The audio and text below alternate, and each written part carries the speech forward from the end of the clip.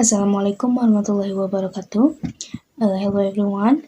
Let me introduce myself. My name is Rahmi Nuraeni Hasani. My student ID numbers is 2222-0150. So here I will answer the question of speaking for academic purposes course, and the answer number one is scientific writing requires the use of precise and formal academic language as it promotes effective communication, enhances clarity in writing, and conveys a sense of professionalism and quality to readers. Answer number two is a response to the argument that increasing the minimum wage will lead to higher employment rates is that the relationship between minimum wage increases and unemployment is more complex than said. Many studies show that some areas that have raised the minimum wage have also experienced an increase in consumer spending, which can balance out potential job losses. In addition, other factors such as labor market conditions and business size may also affect the impact of minimum wage changes. Therefore, a more comprehensive analysis is needed to fully understand the effects of minimum wage increases. The answer number three is proper grammar and use of tenses in academic communication has several important benefits.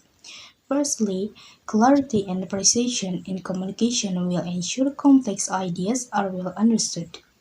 Second, effective communication requires the use of accurate language and proper use of tenses. Third, maintaining good grammar and use of tenses demonstrates professionalism and increases credibility in academic world. Fourth, respecting academic conventions by adhering to established rules and standards is way to show respect for the academic community. Fifth, the assessment of academic work involves not only content but also the quality of language. Therefore, it is important to adhere to grammar and tense conventions so that the work can be properly assessed. Finally, the correct and appropriate use of language can help in clarifying the thoughts being conveyed in academic communication. The next is number four. The first, clear pronunciation ensures our words are understood by the listener. If pronunciation is unclear, it can lead to misunderstanding and confusion. Also, clear pronunciation improves communication so that our message can be conveyed accurately and understood. Good communication is not only about the words, but also about the manner of delivery. By pronouncing words clearly, listeners can better understand a spoken language more effectively. Finally, speaking with clear pronunciation can increase confidence in communication. When we know that we are understood, we tend to feel more confident. It is important that we strive to speak words clearly in order to communicate effectively and build confidence.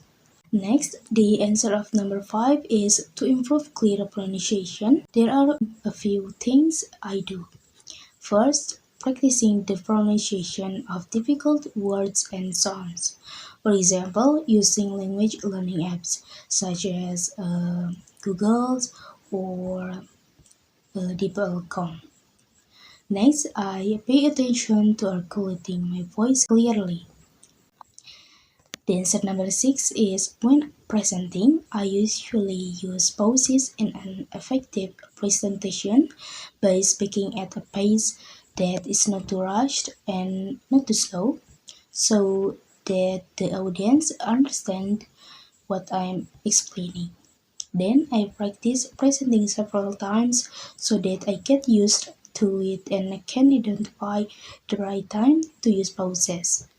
When posing, I try to make eye contact with the audience to keep the flow of the pose directed, although I still struggle due to nervousness.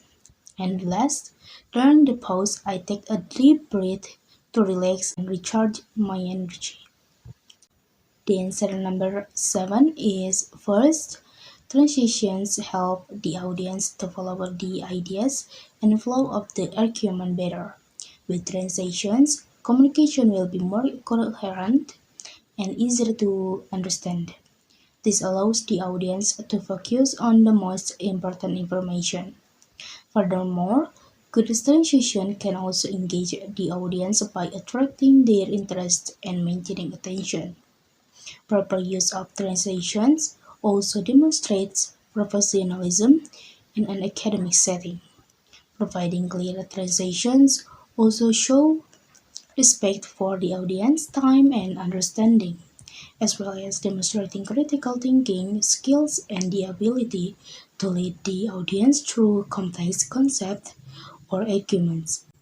And the last is effective translations can also build trust with the audience as they can easily follow the presentation or writing. So they will trust the expertise and insight of the writer or speaker more. The last answer is number 8. In structuring a conversation or text that contains transitions between new topics or pointers to previous topics, there are a few steps to consider. For transitions to new topics, it is important to use transitional phrases that signal change, such as moving on the next topics.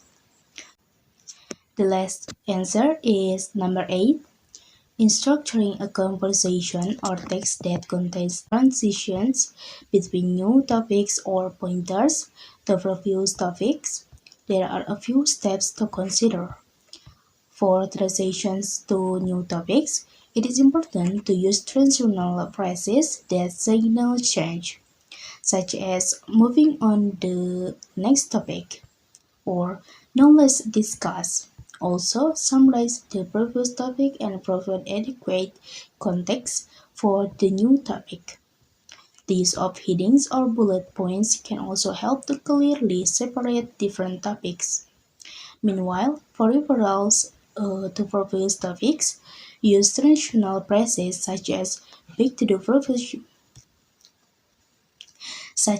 back to the previous discussion or as we mentioned earlier to signify redirection.